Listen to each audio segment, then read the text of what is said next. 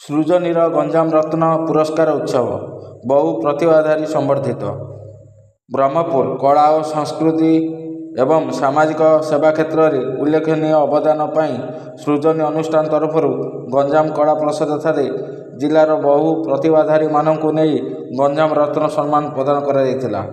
ଏହି ଅବସରରେ ଅତିଥି ଭାବେ ଲୋକସେବକ ମଣ୍ଡଳର ରାଷ୍ଟ୍ରୀୟ ସମ୍ପାଦକ ତଥା ସମାଜ ପ୍ରକାଶକ ରାଜେନ୍ଦ୍ର କୁମାର ଜେନା, ଅନ୍ୟତମ ବକ୍ତା ଭାବେ ବିଜେପି ନ୍ୟାସନାଲ କାଉନସିଲ ସଭ୍ୟା ଜୟନ୍ତୀ ପରିହାରୀ, ଜିଲ୍ଲା ବିଜେପି ସଭାପତି ସରୋଜ ସାବତ, ସ୍ୱତନ୍ତ୍ର ଅତିଥି ଭାବେ ଗାୟିକା ଜୟଶ୍ରୀ ଧଳ ଓ ଲେଖିକା ଡକ୍ଟର ଭାଗ୍ୟଲିପି ମଲ୍ଲ ପ୍ରମୁଖ ଯୋଗ ଦେଇଥିଲେ।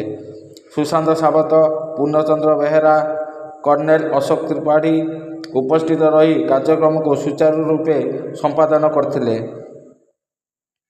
ସୃଜନୀ ପରିବାରର ସଭାନେତ୍ରୀ ବନ୍ଦିତା ତ୍ରିପାଠୀଙ୍କ ପ୍ରତ୍ୟକ୍ଷ ତତ୍ତ୍ୱାବଧାନରେ ଏହି କାର୍ଯ୍ୟକ୍ରମ ପରିଚାଳିତ ହୋଇଥିଲା। ଏହି ଅବସରରେ ସାଂସ୍କୃତିକ କାର୍ଯ୍ୟକ୍ରମ ଅନୁଷ୍ଠିତ ହୋଇଥିଲା। ଓଡ଼ିଶୀ, ବିହୁ, ସମ୍ବଲପୁରୀ ଓ ମଡର୍ଣ୍ଣ ନୃତ୍ୟ ପରିବେଷଣ ହୋଇଥିଲା। ଜୟଶ୍ରୀ ଧଳ ମନ୍ତ୍ରମୁଗ୍ଧ କଣ୍ଠରେ ଲୋକଗୀତ ଗାଇ ସଭିଙ୍କୁ ଉତ୍ସାହିତ କରିଥିଲେ। ରଶ୍ମିତା ଦଳାଇ ଓ ସୁଦୀପ ସାହୁ ସଂଯୋଜନା କରିଥିଲେ। ଉପସଭାନେତ୍ରୀ ଇଶଙ୍କା ସାହୁ ଶେଷରେ ଧନ୍ୟବାଦ ଅର୍ପଣ କରିଥିଲେ। ଡକ୍ଟର ପ୍ରିୟଜିତ ପାଣିଗ୍ରାହୀ, ସନ୍ତୋଷିନୀ କେ, ଦୀପା, ପ୍ରଜ୍ଞା ପଣ୍ଡା, ପୁଷ୍ପଲତା ପାଣିଗ୍ରାହୀ ପ୍ରମୁଖ କାର୍ଯ୍ୟକ୍ରମ କରିବାରେ ପୂର୍ଣ୍ଣ ମାତ୍ରାରେ ସହଯୋଗ କରିଥିଲେ। ବ୍ୟୁରୋ ରିପୋର୍ଟ, ସ୍ୱତନ୍ତ୍ର ଟିଭି। ମୁଁ ବନ୍ଦିତା ତ୍ରିପାଠୀ, ସୃଜନୀର ଫାଉଣ୍ଡର। ଆଜି ଗଞ୍ଜାମ ରତ୍ନ ଆୱାର୍ଡନେସ୍ କାର୍ଯ୍ୟକ୍ରମ ହୋଇଥିଲା, କ'ଣ କହିବ? ଆଜି ଆମେ ଗଞ୍ଜାମ ରତ୍ନ ଆୱାର୍ଡ଼ଟା ଅନୁଷ୍ଠିତ କରିଥିଲୁ।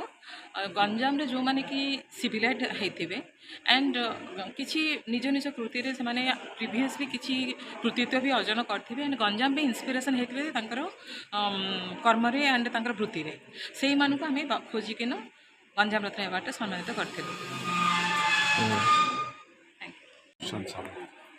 ଆଜି ସୃଜନୀ ତରଫରୁ ଗଞ୍ଜାମ ରତ୍ନ ଆୱାର୍ଡ଼ କାର୍ଯ୍ୟକ୍ରମ ଅନୁଷ୍ଠିତ ହୋଇଥିଲା। ପରିବାର ତରଫରୁ ଗଞ୍ଜାମର ବିଭିନ୍ନ ରତ୍ନ ମାନେ ବିଭିନ୍ନ ଦିଗରେ ଭଲ କାମ କରିଥିବା ଉଲ୍ଲେଖନୀୟ କାମ କରିଥିବା ବ୍ୟକ୍ତି ବା ବିଶେଷକୁ ସେମାନେ ସମ୍ମାନିତ କଲେ ଗଞ୍ଜାମ ରତ୍ନରେ। ଯାହାଫଳରେ ଏଦ୍ୱାରା କ'ଣ ହୁଏ, ପ୍ରୋତ୍ସାହନ ବଢ଼ି ହୁଏ, ଲୋକମାନଙ୍କର କଳା ପ୍ରତି, ସଂସ୍କୃତି ପ୍ରତି, ସେବା ପ୍ରତି ମନୋଭାବ ବୃଦ୍ଧି ପାଏ।